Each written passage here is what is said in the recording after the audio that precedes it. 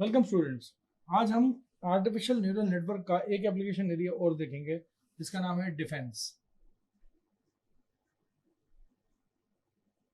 अब डिफेंस के अंदर यहाँ पे कई सारी चीज़ें होती हैं, कई सारे इक्विपमेंट्स होते हैं और वो सारे के सारे इक्विपमेंट्स काफ़ी महंगे भी होते हैं। और उन सबसे चीज़ें जो जितने भी चीज़ें हैं उनसे ज़्यादा महंगी होती है एक सोल्जर की जान। और वो इसलिए भी ज़रूरी होती है क्योंकि एक तो उसका लाइफ का लॉस है, दूसरा जो उस पर ट्रेनिंग का कॉस्ट खर्च किया गया है, चाहे वो कोई सी भी कंट्री का सोल्जर हो, उस पर इतना कॉस्ट खर्च किया जाता है कि उसकी ट्रेनिंग में वो कंपनी इसको कंट्री को नुकसान पहुंचता है। नुकसान इस तरह से पहुंचता है कि हम नहीं चाहते, हम पहली बात तो जो भी जंग लड़ना चाहते हैं, हम जो भी डिफेंस सिस्टम चाहते हैं अपनी कंट्री का, चाहे वो बॉर्डर सिक्योरिटी फोर्सेज हो, चाहे सीआरपीएफ हो, चढ़नी नाम है, हम चाहते हैं कि सारे के सारे सलामत रहें और सारे के सारे जंगें सारी जीतती रहें। अगर कभी कोई जंग हो भी जाती है किसी कंट्री से तो अब इसके अंदर ग्लिंच क्या है? ग्लिंच ये है इसके अंदर कि किसी जमाने में डिफेंस के अंदर होता ही होता है कि कुछ बंदूकें होती थी, टैंकर्स होते थे, और बंदूकों और टैंकर्स और फाइटर प्लेन्स और फाइटर जेट्स के जरिए वो लोग दुश्मन से दो दो हाथ करते थे और उसके बाद फिर जीत हमारी होती थी। लेकिन उसके बाद ये होता था कुछ नुकसान भी होता था। अच्छा, वो नुकसान जो होता था वो तो खैर हमारा बहुत बड़ा लॉस होता था, खैर उसकी भरपाई तो हम नहीं कर सकते, लेकिन आर्टिफिशियल न्यूरल नेटवर्क की कुछ टेक्निक्स ऐसी हैं जो कि इस नुकसान को होने से रोक सकती हैं। इस नुकसान को होने से ऐसे रोक सकती हैं कि मान लीजिए कि अगर कोई वॉर कंडीशन में, कोई ऐसी वॉर वाली कंडीशन है जिसके अंदर आपको पहले से ही पता लग जाए कि सामने वाली जो आपकी अपोनेंट है उसका उसके पास कितने टैंकर्स हैं या कितने फाइटर जेट्स हैं। ठीक है, रडार से आपको पहले पता लग जाता था, लेकिन रडार से भी क्या आपको एग्जैक्ट इमेजेस मिलती थी?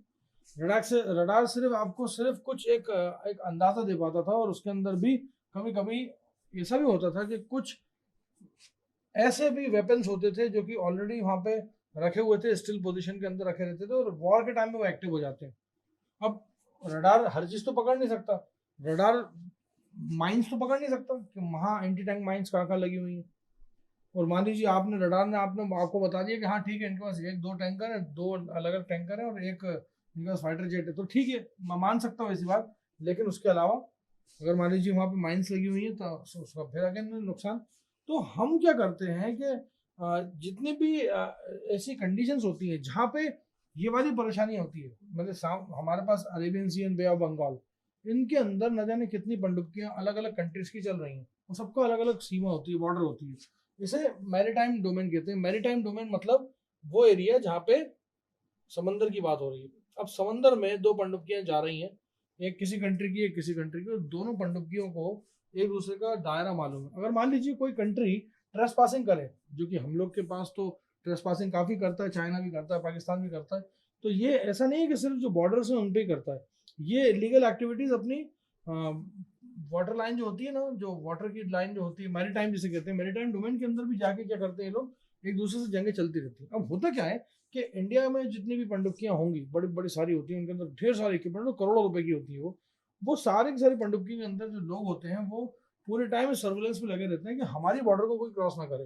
अगर करेगा तो उस दायरे को हम क्या बोलेंगे कि हम उनको उन तक मैसेज पहुंचाएंगे, बिकॉज ताकि वो हमारे यहाँ ट्रेस पासिंग ना करें। और अगर नहीं होता तो फिर उसके अंदर फिर जो भी एक्शन लिया जाता है वो, इवन जो भी न्यूक्लियर बॉम्ब्स होते हैं उनके भी जो रिमोट्स होते हैं वो तो ठीक है प्रेसिडेंट के पास होते हैं, कोई दबाता नहीं है, लेकिन वो जब लॉन्च कोड जैसे उसको लगाएंगे तो वो एक्चुअल में मिसाइल्स कहाँ से निकलती हैं, वो पनडुब्बियों में जो आपकी घूम रही हैं बे ऑफ बंगाल में और अरेबियन सी में, उनको इंस्ट्रक्शन मिलता है और वो उसको लॉन्च करती है और जिस भी कंट्री पे डालना होता है वो उस न्यूक्लियर बॉम्ब को डाल सकती है। अब होता क्या है कि ये जो वेसल सर्वेलेंस है ये सामने वाली कंट्री और हमारे पास दोनों के पास होना चाहिए।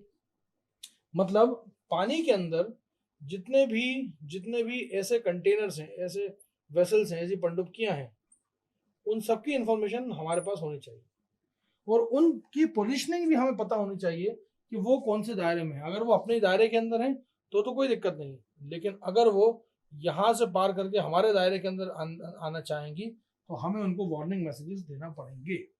इसे बोलते हैं वेसल सर्वेलेंस। ये वेसल सर्वेलेंस जो होता है ये आर्टिफिशियल न्यूरल नेटवर्क का ही एक एग्जांपल है। और आर्टिफिशियल न्यूरल नेटवर्क के अंदर बेसिकली होता क्या है कि कुछ इमेजेस होती हैं, जो इमेजेस, ये देखिए ना, मैंने भी इमेज ही बनाई है। अब इस इमेज के अंदर आपको समझ में आ ही रहा होगा कि इसने कुछ नहीं करा, और ये जो था इसने थोड़ा सा क्या करा, अपने सर्कल से बाहर निकलने की कोशिश करी।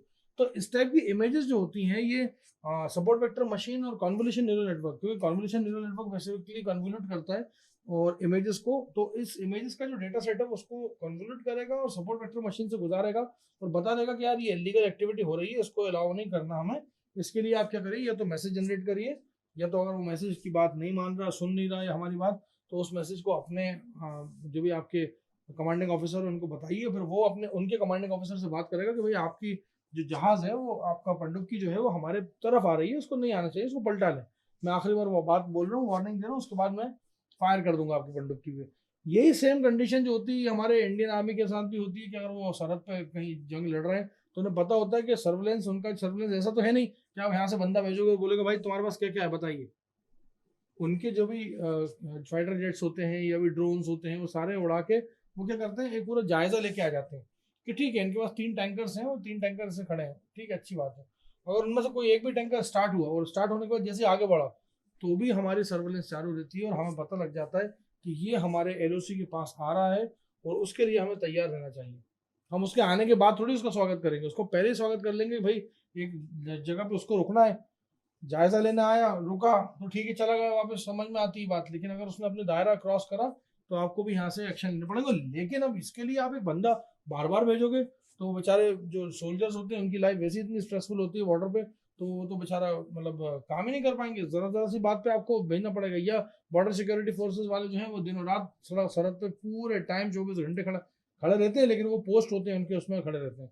अब ऐसा तो नहीं सरहद पे चलते जाएंगे, सरहद तो न जाने कितने किलोमीटर की बनी है, और उस पूरी सरहद को देख नहीं सकते। तो इतनी बड़ी सारी सरहद अगर हम बना दें, ये इतनी बड़ी सारी सरहद, एक पोस्ट यहाँ लगाए, एक पोस्ट यहाँ लगाए, यहाँ की रखवाली जो है वो ये लोग यहाँ तक राउंड लगा के आ जाएंगे, ठीक है ना, यहाँ के पोस्ट वाले यहाँ तक राउंड लगा के आ जाएंगे, तो कभी तो ऐसा होगा कि ये दोनों जो है उसके बीच में जो डेड एरिया मिला यहाँ से कुछ ट्रेस पासिंग हो जाए।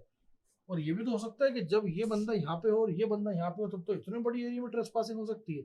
इस टाइप की ट्रेस पासिंग जो रोकने के लिए हम वेसल सर्वेलेंस करते हैं। खैर, उसके बाद एक चीज तो ये होती है आर्टिफिशियल न्यूरल नेटवर्क से कि वो हम सर्वेलेंस पे डाल देते हैं और सिस्टम समझ जाता है कि हमारे टैंक्स कौन से हैं और सामने वाले के टैंक्स कौन से हैं, और उसके आधार पे वो जनरेट करता है मैसेजेस। दूसरा एक टेक्निक आती है टारगेट डिटेक्शन। टारगेट डिटेक्शन में क्या होता है कि जब आप मैरीटाइम सिचुएशन में होते हैं, जब आप पानी के अंदर होते हैं, तो पनडुब्बियां ढेर सारी हैं अंदर, आपको ऐसा लगेगा तो आप चाहें तो सर्च कर सकते हैं कि इंडिया की जो नेवल फोर्सेज हैं वो नेवल फोर्सेज के कई सारी पनडुब्बियां अरेबियन सी में भी होंगी, पैसिफिक ओशन में भी होंगी, इंडियन ओशन में भी होंगी, अंटार्कटिका आर्टिक ओशन सब में होंगी, हर ओशन के अंदर इनकी पनडुब्बियां होंगी। एक एक दो दो ही सही लेकिन होंगी जरूर। तो होता क्या है कि जब भी कभी टारगेट की बात आती है कि टारगेट लॉक करना है हमें, तो वो मैंने जो आपको बताया कि जिस भी जगह पे आपका जो पनडुब्बी है जिसको आपको अटैक करना है उसके टारगेट का डिटेक्शन होना भी जरूरी है, उसकी लेट लॉन्ग लोकेशन एग्जैक्ट होना भी जरूरी है। अब जाहिर सी बात है, अब समंदर के बीचों बीच हो तो वहां जाके तो पता नहीं कर सकते ना कि भाई नॉर्थ वेस्ट पे अपन निशाना लगाते हैं लग जाएगा तो ठीक, नहीं लगेगा। इतनी महंगी महंगी मिसाइल्स होती हैं तो वो इतनी महंगी मिसाइल हम वेस्ट थोड़ी करेंगे। पहले क्या होता था, विजन ऑफ साइट कम्युनिकेशन होता था, मतलब आपको अगर पनडुब्बी दिख रही है तो उस पर निशाना लगा दो। लेकिन अब क्या होता है, अब होती है सोनार, ये साउंड वेव जो होती है ना उनके जरिए पता लगा देते हैं। जैसे कि एक डॉल्फिन जो है वो करती है, डॉल्फिन की कान को बड़ा तेज माना जाता है क्योंकि डॉल्फिन साउंड वेव्स जनरेट करती है जो कि टकरा के वापस आती है। तो जो भी टकरा के उसे वापस आता है, सुनने में आता है, वो डॉल्फिन उस हिसाब से, इवन शार्क्स भी करती हैं। शार्क्स भी, इवन वेल मछली में, मछलियां जो है उनके अंदर खासियत होती है कि उनकी साउंड वेव्स जनरेट करती है वो। जैसे हम एक टेनिस की बॉल अगर दीवार पे मारे तो रिवर्ट होकर हमारे पास ही आएगी, तो जितनी ताकत से मारेंगे उतनी जल्दी आएगी। वैसे साउंड वेव अगर जल्दी उन तक पहुंच गई मतलब ये है कि उन्होंने मतलब जो भी उनके लिए शिकारी आ रहा है वो करीबी है। तो ये साउंड वेव का जो फंडा है ना, यही पनडुब्बियां भी अपनाती हैं। इवन जो बड़े बड़े चिप्स होते हैं वो भी सोनर वेव्स जो होती हैं, सोनर वेव्स को देते हैं, और देने के बाद पता लग जाता है कि अगले की डिस्टेंस कितनी है। मतलब अगर इन दोनों को एक दूसरे की डिस्टेंस पता करनी होगी तो ये आराम से पता कर लेंगे सोनार वेव्स के जरिए। अब इससे डेटा जो आया उस डेटा को एनालाइज भी तो करना है, क्योंकि हमारा काम सोनार वेव से आने जाने का वो काम नहीं है, वो तो ट्रैफिक तो आ गया। ट्रैफिक आने के बाद न्यूरल नेटवर्क क्या करेगा, उसके टारगेट को लॉक करने की कोशिश करेगा और उसकी परफॉर्मेंस को और एनहांस करने की कोशिश करेगा। अगेन मैं फिर से बोलता हूँ कि जो बटन प्रेस करता है ना वहाँ पे उसका कोई रोल नहीं है, क्योंकि हमने सिस्टम इतने अच्छे बना दिए जो कि टारगेट को लॉक। इवन जो बैलिस्टिक मिसाइल्स होती हैं, टारगेटिक जो होती हैं, उसमें क्या होता है कि दो फाइटर जेट्स अगर आपस में जा रहे हैं और दो फाइटर जेट्स ने, एक ने इसने मिसाइल दागी और इसने अपनी पोजीशन चेंज कर ली, तो मिसाइल भी अपनी पोजीशन चेंज कर लेता है। इसने यहाँ पोजीशन कर ली तो मिसाइल यहाँ आ जाती है, देखा होगा आपने बैलिस्टिक मोबाइल। उसके लिए फिर ये वाला जो है पायलट, उसको पता लग जाता है और मैसेजेस आने लगते हैं, उसको पता लग जाता है कि मेरे पीछे एक मिसाइल लगी हुई है जो कि अगले 9 सेकंड के अंदर मुझे टच कर जाएगी। तो ये फ्लेयर चलाते हैं, ऐसे बहुत सारी मिसाइल चलाते हैं जिससे ये टकरा जाती है और बच जाते हैं ये। अब आपको एक फाइटर जेट आप चला रहे हो, आपको कैसे पता लगेगा कि पीछे मिसाइल आ रही है? तो आपके सेंसर नेटवर्क ने आपको बता दिया, ठीक है, अच्छी बात है, लेकिन क्या आप अपने फ्लेयर से बच पाओगे? क्या इसकी गारंटी 100% है? इससे बेहतर ये था टेक्निक कि अगर मान लो ये वाला फाइटर जेट जो है अगर सीधे सीधे इसी मिसाइल के ऊपर एक बैलिस्टिक मिसाइल चला देता, तो ये मिसाइल का पीछा, ये मिसाइल जो है वो कर रही है हमारे प्लेन का पीछा, और उसके पीछा कौन कर रहा है? हमारी एक अलग से मिसाइल। तो ऑटोमेटिकली वो दोनों मिसाइल आपस में टकराएंगी और आप मरने से बच जाओगे, क्योंकि वो मिसाइल तो आपकी जान दे ही लेती है अगर आप वो प्लेन से टकरा जाती। तो ये जो चीज़ है, ये जो डेटा है ना, ये डेटा ऐसा नहीं है आज के डेट में कि हम निशाना लगाने बैठे हैं वहाँ पे। हवा में इतनी तेज उड़ते हैं फाइटर प्लेन्स कि आपके पास इतना टाइम नहीं होता कि आप उसको निशाना लगाओ मिसाइल्स का मिसाइल से। तो उसके लिए हम यूज़ करते हैं न्यूरल नेटवर्क का एक एप्लीकेशन एरिया, और उससे ये फाइंडिंग्स लगाते हैं कि हमारे तरफ मिसाइल आ रही है तो किस स्पीड से आ रही है, कि हमें भी जो डिसीजन बनाना है वो जल्दी बनाना है। ये थोड़ी कि मिसाइल टकराने के बाद हम सोच रहे हैं कि अब क्या करें। तो मिसाइल जैसी लॉन्च हुई उतने में ही आपको डिसीजन लेना है कि हमें उस मिसाइल को खत्म कैसे करना है। खैर, इसके बाद आता है कैमोफ्लैज। अब कैमोफ्लैज जो है एक बड़ा अच्छा टॉपिक है, क्योंकि कैमोफ्लैज का मतलब ही होता है कि आप बिल्कुल एक भेड़िए की खाल पहनो और बैठ जाओ। कैमोफ्लैज जो कलर के कपड़े आते हैं वो इसलिए आते हैं ताकि जंगल में अगर आप कहीं बैठे हो तो आपको कोई पहचान नहीं पाएगा, आप अपने आप को छुपा लेते हो। कुल मिला के आप क्या करना चाहते हो? आप ये करना चाहते हो कि सामने वाला आपको पकड़ ना पाए। और शायद यही होता है कि जिस तरह के फाइटर प्लेन्स अब आ रहे हैं, जिस तरह की पनडुब्बियां, जितने हाईटेक इक्विपमेंट्स और जितने हाईटेक मिलिट्री एसेट्स आ रहे हैं, वो सारे के सारे ऐसे होते हैं जो कि हाईली कैमोफ्लेज होते हैं। और ये कैमोफ्लेजिंग जो है ये क्या करते हैं कि कैमोफ्लेज का तो मतलब ही होता है कि आपका स्नाइपर है वो जंगल में बैठा है और उसने कैमोफ्लेज कपड़े पहन रखे हैं और घंटों बैठा रहता है। वो कब तक बैठा रहता है? जब तक कि टारगेट उसका लॉक नहीं हो जाए और वो शूट ना कर दे। और नहीं तो कोई कोई शेर, जानवर, चीता, कुछ खा, कोई किसी को दिख ही नहीं रहा ना। वो जब वो किसी को दिखेगा नहीं तो जाहिर सी बात है वो कैमोफ्लेजिंग हो गई। और हम मिलिट्री सर्विसेज के अंदर कोशिश करते हैं कि हमारे टैंकर्स या हमारे रेडियो सिग्नल्स या हमारे बीच की वार्तालाप जो भी हमारे मेजर जनरल से हो रही है या कर्नल से हो रही है या ब्रिगेडियर से हो रही है, वो किसी को पता ना लगे। तो हम अपने मैसेजेस को क्या करते हैं, कैमोफ्लेज करने की कोशिश करते हैं। और वो कैमोफ्लेजिंग जो है वो किसके लिए कर रहे हैं? जो हमारे खिलाफ जो एडवर्सरियल हैं, जो कि हमारे अगेंस्ट में जो पार्टी है, जो अगेंस्ट में हमारे नेशन है, जो हमसे लड़ रहा है, उसके अगेंस्ट करते हैं। और ये ट्रेडिशनली क्या था? इस टाइप की क्लासिफिकेशन को, मतलब जो ये इंटेलिजेंस सिस्टम था ना, जो बैटल स्पेस के अंदर जब भी आप कोई मतलब चीजें चेंज करते थे तो ये ट्रेडिशनली ह्यूमन परफॉर्म करते थे। लेकिन आज के डेट में क्या हो रहा है कि आज के डेट में कैमोफ्लेज करवाना आपको मशीन्स अलाउ करती हैं। और अब आप जिस मान लीजिए कोई एक टैंकर के अंदर हो आप, तो वो आपको कैमोफ्लेज ऐसा कर देगी कि आपको पता भी नहीं लगेगा, मतलब सामने वाली टीम को पता भी नहीं लगेगा, सामने वाली कंट्री को पता भी नहीं लगेगा कि एक टैंकर हमारी तरफ तेजी से आ रहा है और ना रडार में पकड़ा ही आता। तभी तो शायद फाइटर प्लेन्स इतनी ऊंचाई पे उड़ते हैं। ऐसे बहुत सारे स्टेल्थ प्लेन हैं, ऐसे बहुत सारे इक्विपमेंट्स हैं जो कि सही में रडार में नहीं आते, और उनके लिए हमने ये देखना पड़ता है कि रडार में आने वाली चीजें क्या क्या है। अब ठीक है, आपने प्लेन को पोत दिया, उसको अलग कैमोफ्लेज कलर कर दिया, वेसल्स को कर दिया, ठीक है, आप नहीं पकड़ में आओगे। लेकिन जब भी आप अपना बैटलशिप चालू करोगे या प्लेन चालू करोगे या कोई भी डिवाइस, ऐसी कोई भी बड़ी मशीनरी चालू करोगे, तो वो रडार पकड़ लेता है उसको। लेकिन रडार से बचने के लिए हमने क्या करा, उसको अलग अलग टास्क के लिए अलग अलग तरह की एल्गोरिथम लगाई और उसको कैमोफ्लेज करने की कोशिश करी, जिससे कि वो जो ह्यूमन है वो भी बच जाए और साथ ही साथ हमारा कंपोनेंट भी बच जाए। तो ये सारी चीज़ें जो हैं, इस टाइप की चीज़ें, ये पहले नहीं होती थी। जब हमने 72 वॉर लड़ा या 65 वॉर लड़ा तब हमारे पास नहीं था। लेकिन आज की डेट में हम गर्व से भी कह सकते हैं कि इंडियन आर्मी के पास ये सारे के सारे इक्विपमेंट्स हैं और हम किसी से भी इस लिहाज से कम नहीं है।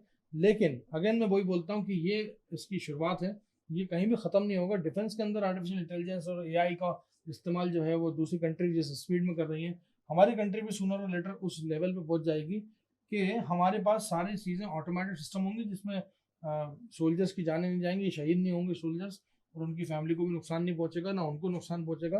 प्लस हमारे जो कंपोनेंट्स हैं, जो डिवाइसेस हम यूज़ कर रहे हैं, जो प्लेन्स हम यूज़ कर रहे हैं, चाहे वो कोई सा भी प्लेन हो, वो कोई सा भी टैंकर हो, किसी भी वैरायटी के हमारे वेपन्स हो, वो ख़राब नहीं होंगे, ख़त्म नहीं होंगे, क्योंकि एआई बेस्ड इंजन जो है, वो आर्टिफिशियल न्यूरल नेटवर्क जो है, वो उनकी मदद करेगा इन सब को बचाने के लिए। तो ये था डिफेंस के लिए आर्टिफिशियल न्यूरल नेटवर्क की एक application. Thank you so much.